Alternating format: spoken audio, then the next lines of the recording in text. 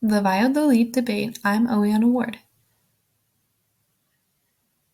4 important key terms to note while reviewing these slides is number 1, the encomienda system. This was a system instituted by Spain to help with colonization. Spaniards held rights over a section of land in the New World and the people living on that land according to this system. Because Spaniards held rights over the labor of indigenous people, abuse soon ensued. Council of the Indies, the leading governing body of the Spanish colonies in the Americas for nearly 300 years between 1524 and 1834. New laws, set of laws signed by King Charles making the encomienda system a non-hereditary grant.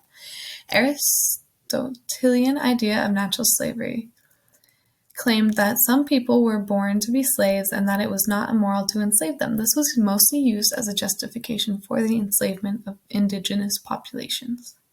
Setting the stage. Throughout the late 15th and early 16th century, European powers such as Spain, Portugal, and England began to explore and claim new land in the Americas, Asia, and Africa. In 1492, Christopher Columbus arrived in the Americas. Throughout the following decades, Spanish conquistadors and colonizers expanded Spain's rule of the Americas. Questions about the treatment of Native Americans soon arose. Reports of abuse, enslavement, and violence toward Native Americans became increasingly more common. Bartolomé de las Casas wrote 3 letters to the Council of the Indies in 1531, 1534, and 1535. Over the years, Casas wrote several other works also regarding the treatment of Native Americans. King Charles signed the new laws, and later Casas became an influential court figure and came into conflict with Juan Gines de Sepulveda, also an important court figure. The Valladolid debate. Debate over the encomienda system grew in both the New and Old worlds. In 1550, the King of Spain began an investigation of the encomienda system, along with an investigation of the morality of Spanish colonization. The king charged Sepulveda to advocate for the encomienda system and Casas to argue against it in the Spanish court in Valladolid. The results of the debate were intended to guide Spanish colonization moving forward.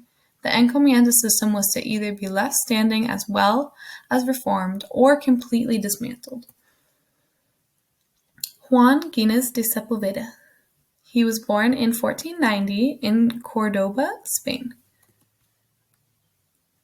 Sepulveda's argument. Sepulveda argued that natives were barbaric, uncivilized, and lacked basic human qualities. He used Native American history of human sacrifice and cannibalism to support this claim. He viewed their ways of life and cultures as inferior to those of Spain. He also felt Spain was morally obligated to bring both civilization and Christianity to the Native Americans. Since Sepulveda viewed natives as inferior, he claimed that they were meant to be slaves. He cited the Aristotelian idea of natural slavery for support. Sepulveda's last claim was that Native Americans were better off and even lucky under Spanish rule since they were inferior and unfit to rule themselves. A quote from Juan Gines Sepulveda is Native Americans are inferior to the Spaniards just as children are to adults, women to men, and indeed, one might even say, as apes are to men. This really shows how he saw the Native Americans. Bartolomé de las Casas. He was either born in 1474 or 1484 in Sevilla, Spain. Casas's response to Sepulveda's argument. He argued that Native Americans were free men deserving of equal treatments and human rights. Casas had actually been to the Americas unlike Sepulveda and validated Native American ways of life and cultures, rejecting the idea of them being barbaric savages.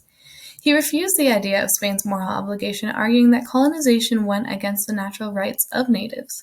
He felt that they should be left in peace. Casas viewed all people as equal and thought that Native Americans were not inferior to Europeans and therefore should not be enslaved by them. He also felt that the Spanish had not benefited Native Americans but rather imposed immense suffering upon them and thought they had the right to live by their own religions and customs. Bartolomé de las Casas said, They, Native Americans, are by nature the most humble, patient, and peaceable, holding no grudges, free from embroilments, neither excitable nor quarrelsome. This shows how he saw the Native Americans. This is an image of Bartolomé de las Casas. The results. After months of deliberation, the court came to an inconclusive verdict. Neither side was able to claim victory over the debate, and nothing changed in favor of one side or the other. Two main legacies that came from this debate were, number one, Casas was declared the official protector of the Native Americans. And number two, the Valladolid debate was the first debate over the treatment of natives in colonized land and the morality of colonization. The debate sparked a larger conversation and was an incredibly significant moment in the history of human rights and colonization. The Valladolid debate was the first morality debate about European colonization in the New World. Here is my works cited.